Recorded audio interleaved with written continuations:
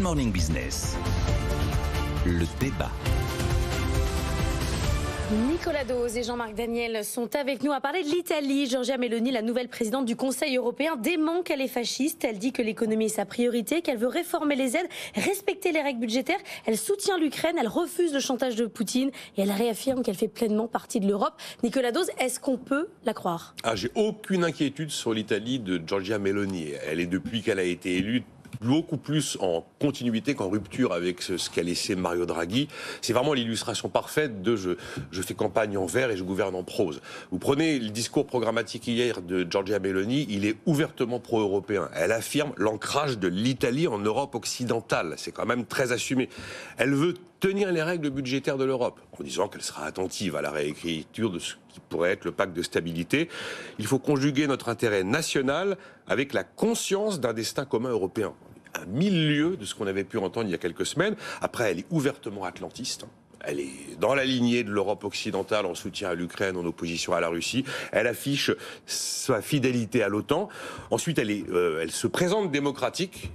Elle dit « je n'ai aucune proximité avec les régimes antidémocratiques » et elle a affiché un axe évident et d'ailleurs assumé avec son ministre de l'économie qui est quand même une tête modérée qui rassure le reste de l'Europe. Et puis j'ai envie de dire qu'avant de voir les premiers choix économiques qui seront faits, il y a une forme de pragmatisme. Elle nous dit écoutez, moi là aujourd'hui vu la situation, la priorité c'est le pouvoir d'achat des ménages, le pouvoir d'achat entre guillemets des entreprises. On verra derrière pour les promesses éventuellement coûteuses.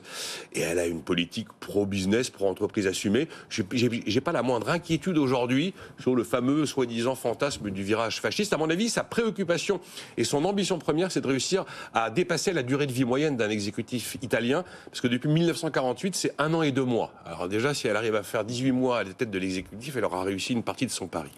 Jean-Marc Daniel, est-ce qu'on peut lui faire confiance ? On est quand même très loin des propos qu'elle tenait pendant la campagne. Oui, le véritable enjeu, c'est où sont les vers, où est la prose ? C'est-à-dire, est-ce que son discours, c'était pas hier des vers, et est-ce que la prose que nous allons subir, que nous allons vivre, ne veut pas être une prose beaucoup plus anti-européenne ?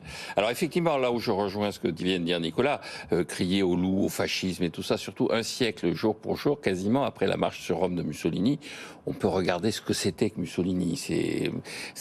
Personne ne boit de l'huile de ricin comme on faisait à l'époque, tous les opposants buvaient. Et que je sache, le leader de l'opposition ne va pas être assassiné comme ça a été le cas à l'époque de Mussolini.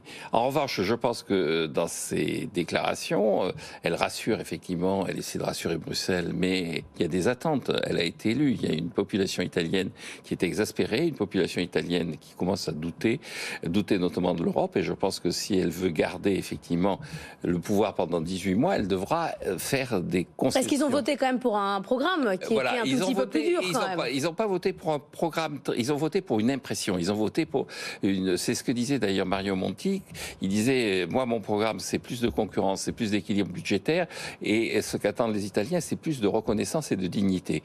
Et je pense qu'elle s'attend, la population italienne s'attend à ce que l'Italie soit de nouveau considérée comme étant un pays de référence, un des pays fondateurs de l'Union européenne, un des pays qui s'affirme à Bruxelles.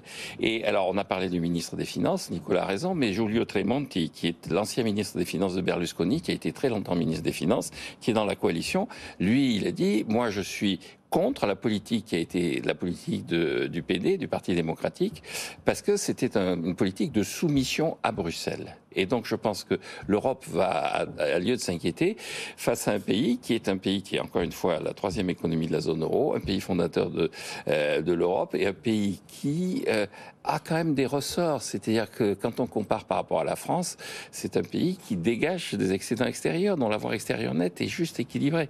Donc c'est un pays qui peut se faire entendre. Alors la dernière remarque que je ferai, c'est quand même les taux d'intérêt sont en train de monter. On était à 2,42% sur la dette italienne il y a un an. 4,3. C'est vrai qu'il y a les attentes de la population et les taux d'intérêt. Il va falloir qu'elle trouve l'équilibre entre les deux. Nicolas. L'essentiel, c'est de savoir à quoi cette prose va ressembler. Le programme, par toutes les grandes banques, a été estimé à 150 milliards d'euros. C'est colossal pour l'Italie. Mais je pense qu'on sous-estime le côté très pédagogique auprès des dirigeants européens de ce qui s'est passé chez les Anglais.